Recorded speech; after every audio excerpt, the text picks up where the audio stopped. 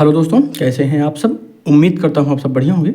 आज की इस वीडियो में हम बात करेंगे द्विघात बहुपद से संबंधित एक प्रश्न की, जो कि कक्षा 10 दूसरे अध्याय बहुपद से संबंधित है। बहुत अच्छे से समझिएगा। इस टाइप के कई सारे प्रश्न मैं बता चुका हूं। जो भी प्रश्न बचे हुए हैं, जो आपको लग रहा है कि हाँ कठिन है, जो आपको समझ में नहीं आ रहा है, वो आप कमेंट कर देना। हम अगले वीडियो में उस प्रश्न को कवर कर लेंगे। चलिए हम यहाँ पर आपको समझाते हैं कैसे इस प्रश्न को हल करेंगे। एक द्विघात बहुपद ज्ञात कीजिए जिसके शून्यकों का योग 1/4 तथा गुणनफल -1 है। यहाँ पर शून्यक नहीं दिए गए हैं, इस बात का ध्यान रखिएगा। कोई भी प्रश्न जब भी आप हल करिएगा, प्रश्नों को कम से कम 2 बार पढ़िएगा। मैं कभी भी एक बार प्रश्नों को पढ़ने के लिए नहीं कहता हूँ, कम से कम 2 बार पढ़िएगा। क्योंकि कई बार क्या होता है, एक बार प्रश्न पढ़ने में जल्दबाजी हो जाती है, तो दोबारा पढ़ेंगे तो आसानी से कर लेंगे, समझ में आ जाएगा प्रश्न, तो हल करना आसान हो जाएगा। यहाँ पर देखेंगे शून्यकों का योग दिया गया है क्या, 1/4 और गुणनफल -1 दिया गया है। शून्यकों का योग निकाल यहाँ पर दिया गया है, तो कर लीजिए। देखिए यहाँ पे शून्यकों का योग होता क्या है, पहले ये समझ लेते हैं। शून्यकों का योग बहुत अच्छे से समझिएगा। शून्यकों का योग क्या होता है, अल्फा प्लस बीटा बराबर होता है -b/a।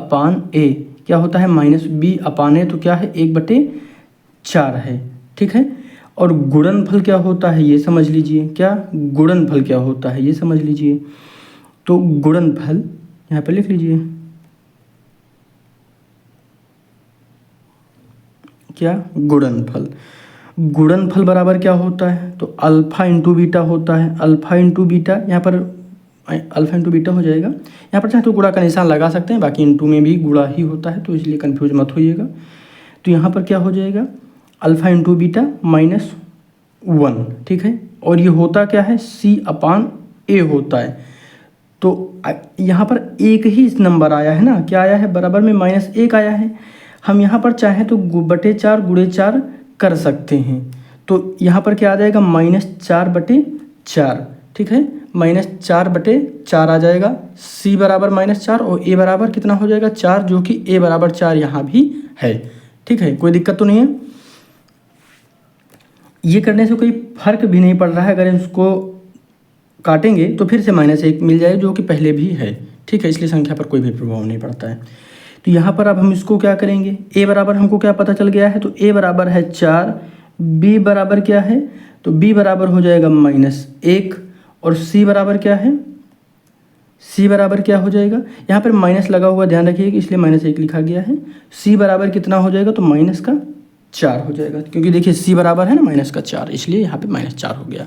कन्फ्यूज मत होइएगा। और आगे देख लेते हैं। अब हम इसको लिख सकते हैं, आराम से इसको हल कर सकते हैं।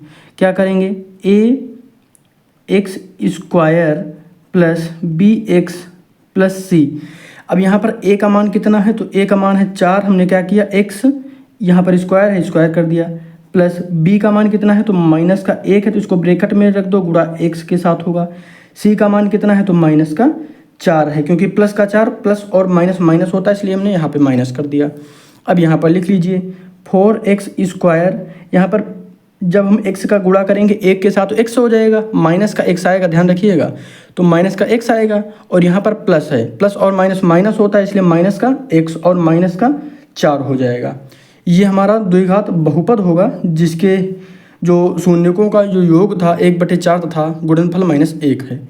तो इस तरीके से हम बिल्कुल आसानी से सवालों को हल कर सकते हैं। बिल्कुल आसान है, कोई भी दिक्कत आपको नहीं होगी, ठीक है।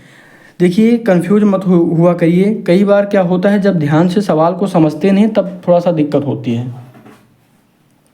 जब आपको सवाल समझ में आ जाएगा तो आप यकीन करिए बहुत अच्छे से सवालों को हल कर पाएंगे। और कोई भी कमेंट आपके मन में है बोर्ड परीक्षा से संबंधित, गणित विषय से संबंधित, तो ज़रूर बताइएगा। कक्षा 10 गणित विषय के साथ साथ सभी विषयों की पूरी तैयारी इस चैनल पर आपको करवाई जाएगी। चंद्रा स्टडी पॉइंट को सब्सक्राइब करिए, अपने सभी दोस्तों के साथ शेयर करिए, और लगातार देखते रहिएगा। मैं लगातार कंटेंट आप सभी के सामने ला रहा हूं।